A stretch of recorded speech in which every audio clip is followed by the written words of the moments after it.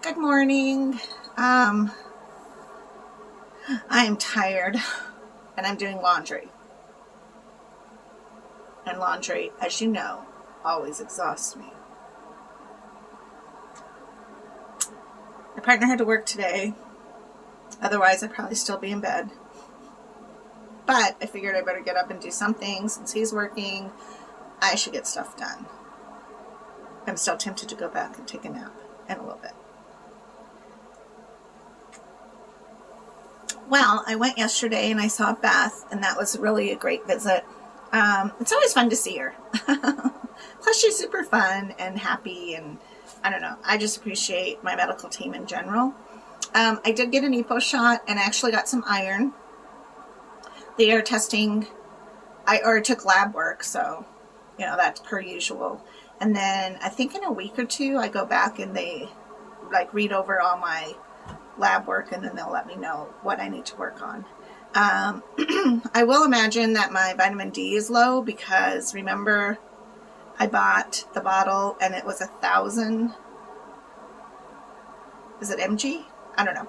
Anyways, it was 1,000 and I need to take 5,000. So the cool thing is though is I found Amazon carries vitamin D 5,000 for I want to say $15, but it's a whole year supply.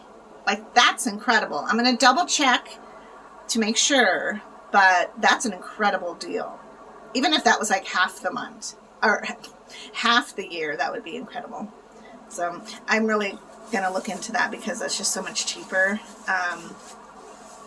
Vitamin D isn't covered by insurance. Neither is Tums, which isn't really a big deal, but it is because typically people who have diseases or with kidney disease, you go on disability. If that's the case, then finances can be pretty hectic and pretty, you have to watch everything you spend. But yesterday was cool because we also talked about what to do in emergency situations. And what I also like about DaVita is that they tend to do these quizzes. It's not serious, it's not stressful because it's not like if you get a wrong answer, they take you off PD dialysis and you're just done. It's a way to help educate yourself, make sure things are clear. Tests always kind of stress me out. I shouldn't say it's a test. It's just a quiz, and there's usually 5 questions. And before you take the quiz, you talk about it all, so it's not like you don't have any idea.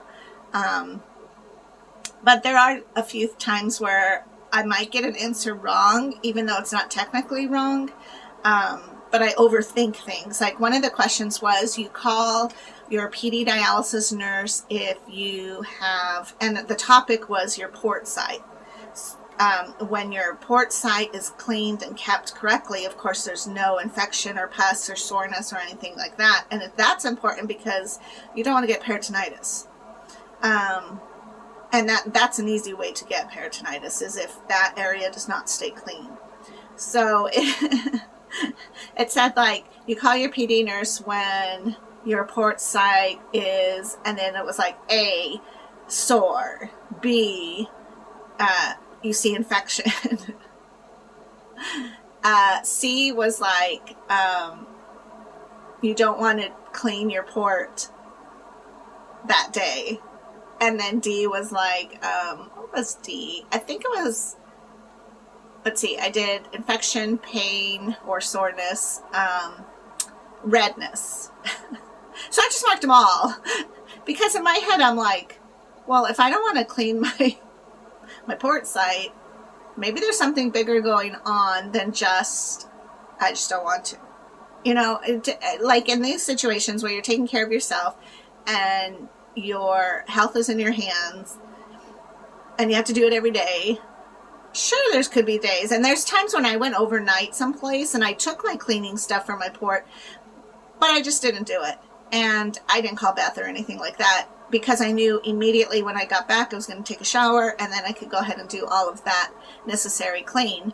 But but if if it became a habit, or if it was like, no, I just don't want to do this. I think that's a trigger, and that might be a little red flag, and that might be saying, hey, I need some medical advice because my mental status isn't letting me do what I need to do. I don't know. So I marked them all, and she just laughed, and she's like, oh my gosh, and she's like, do you know how many people would call me, if this was, the correct answer? So it's not like I got it wrong, but it's just funny because just the way my mind thinks, I'm like looking at every single angle, trying to figure out like, well, that could be an issue. And technically it could be, but it really needed to be the other answers. So it's no big deal. And then we laugh and we talk about things. About a week ago or so, I had felt kind of dizzy. And Dawn, as my caregiver, was like, what do I do? So we had a really good conversation about like, what do you do, or what does somebody do if I'm in danger? And my biggest thing, it's probably my biggest fear, is having my port ripped out. So anytime I'm with people for an extended amount of time where an emergency could happen, and I try to educate all the time with kidney disease, but like my parents, my brother, of course Donnie, Ben, is if you call the ambulance, you have to tell them you're on PD dialysis, because it's my vision that something might be going down serious and they rip open your clothes or cut open your clothes or rip your shirt and whoops, there goes your port. That's just my fear, because they could get caught in the tubing, or a situation could get caught. Anyways, that freaks me out. So it was really cool because I was able to actually converse more, and we talked about like, well, here are the plans. Here's what you do. If I'm unresponsive, this is what you do. If I am responsive and I need to go to the hospital, here's the steps we take. The biggest thing is letting whoever's doing the emergency process know that I'm on PD dialysis. And then the other thing is to let Davida know, because Beth needs to know so that she's fully aware. And I will tell you, I have a lot of medical friends, whether they're nurses or RNs. Is that the same thing? I don't know. I have a friend who is in dialysis. He's a dialysis nurse, not for PD.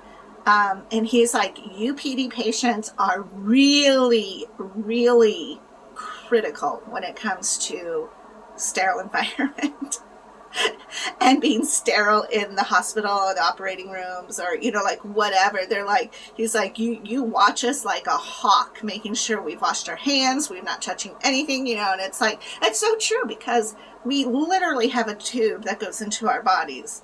Like there's a enter, and I don't want anything bad to enter. And so it's people say like, oh, when you go to the hospital you get sick, and that probably is true because there's so many people in there that are sick. But I'm not worried about that.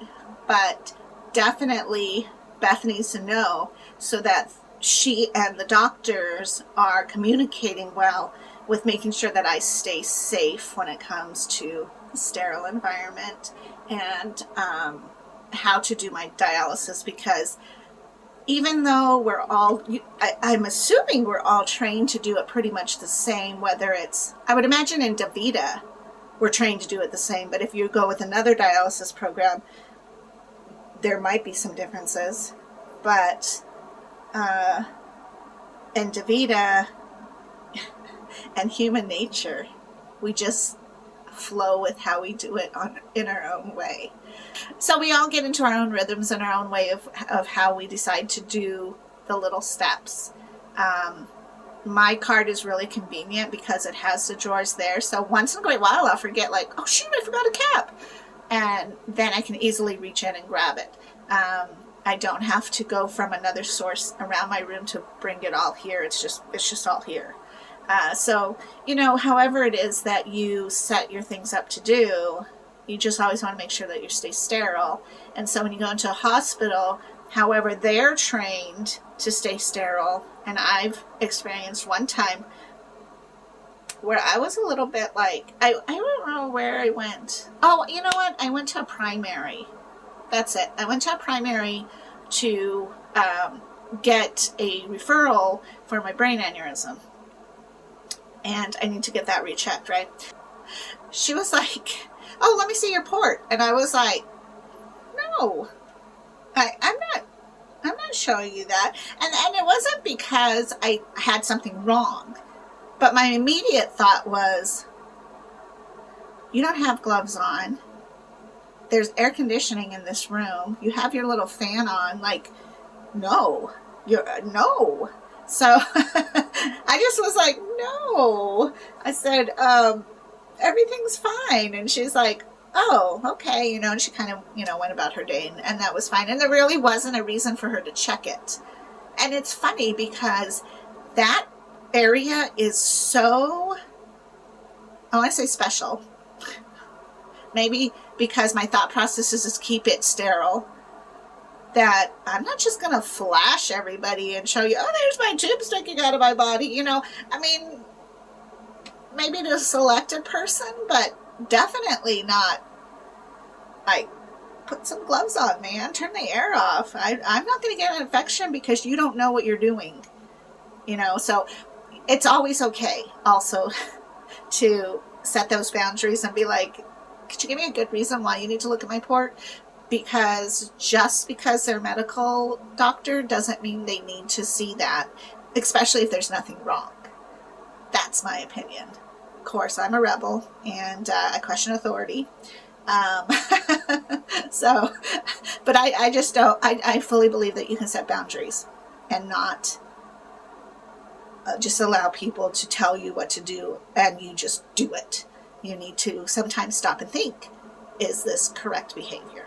And in that situation, I felt like it was perfectly good and fine for me to say, like, no, because it was literally no reason to see it.